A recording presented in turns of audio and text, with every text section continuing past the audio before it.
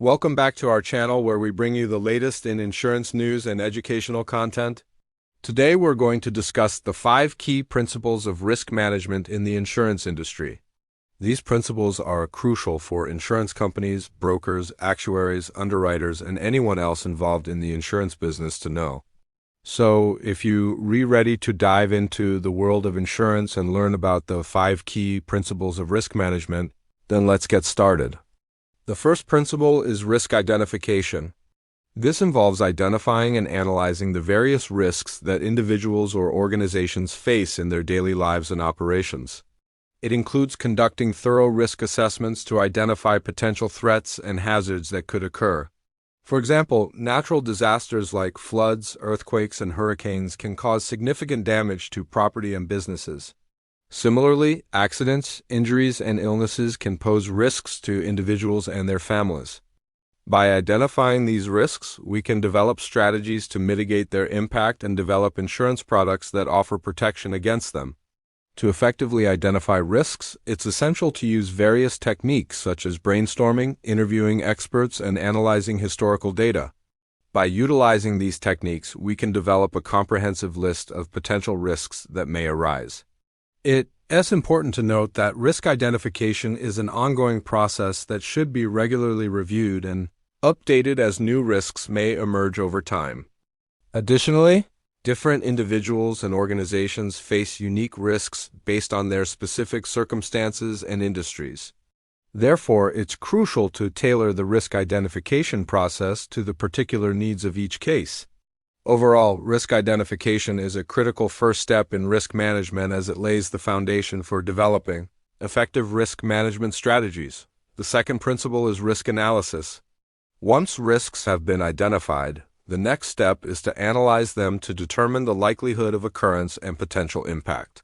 Risk analysis involves assessing the probability and severity of each risk and prioritizing them based on their potential impact on the organization or individual. For example, a company that manufactures airplanes will face different risks than a bakery. The airplane manufacturer may face risks related to product liability and catastrophic accidents, while the bakery may face risks related to foodborne illness and property damage from a fire. Actuaries play a vital role in risk analysis by using their expertise in statistics and mathematics to assess the likelihood and financial impact of various risks. They analyze historical data and industry trends to develop models that predict the probability of certain events occurring.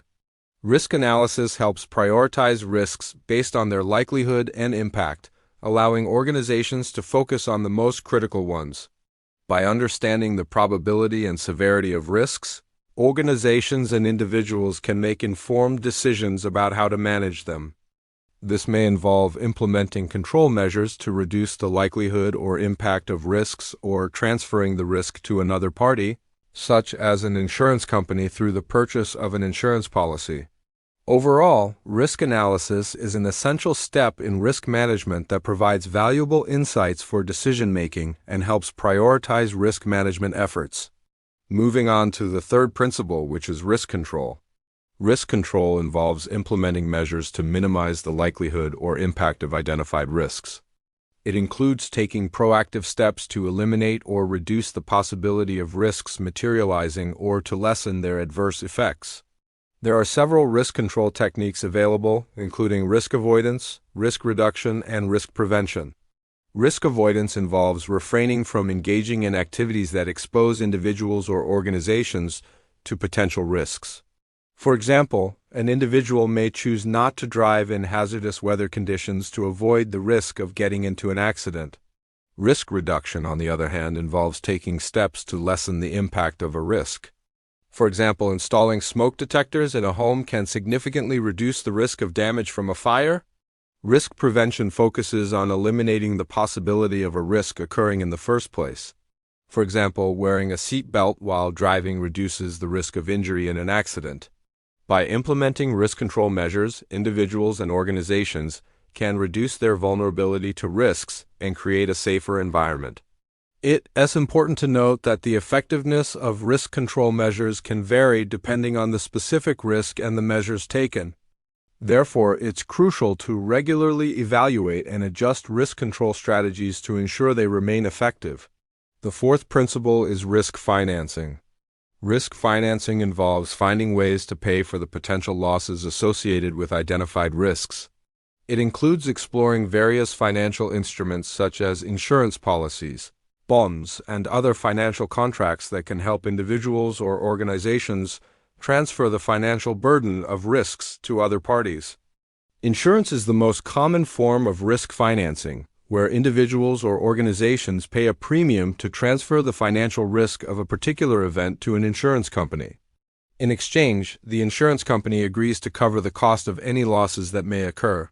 Other forms of risk financing include self-insurance, where individuals or organizations set aside funds to cover potential losses, and captive insurance, where a company creates its own insurance company to insure against specific risks. When choosing a risk financing strategy, it's essential to consider the cost, availability, and terms of the financing options.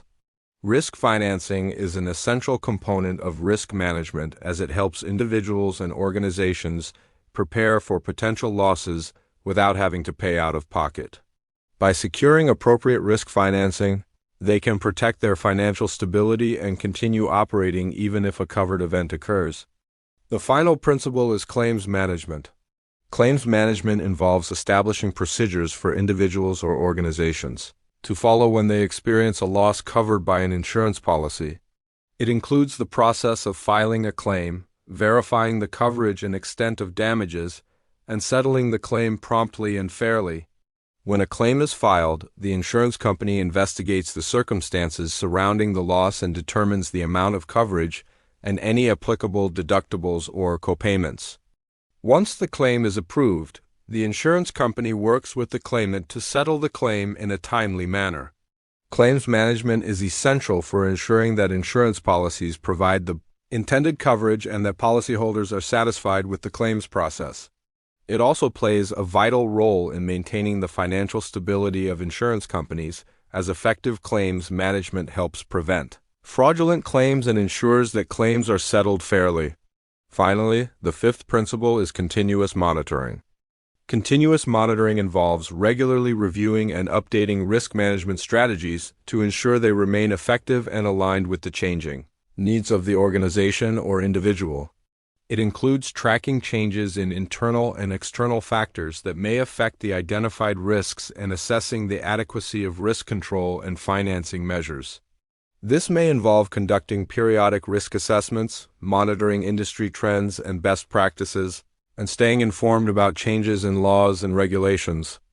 Continuous monitoring is crucial for risk management as it allows organizations and individuals to adapt to changing circumstances and emerging risks.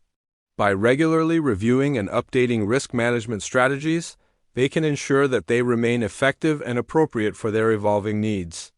This can help organizations and individuals stay ahead of potential risks and minimize their impact on their operations or personal lives.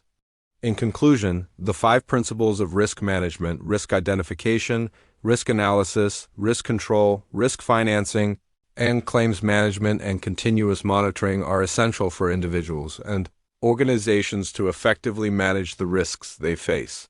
By understanding and applying these principles, insurance companies, brokers, actuaries, underwriters, and other stakeholders in the insurance industry can help individuals and organizations mitigate risks and protect themselves against potential losses.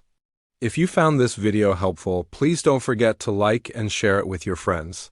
And if you haven't already, please subscribe to our channel for more informative content. Thank you for watching, and we look forward to seeing you in our next video.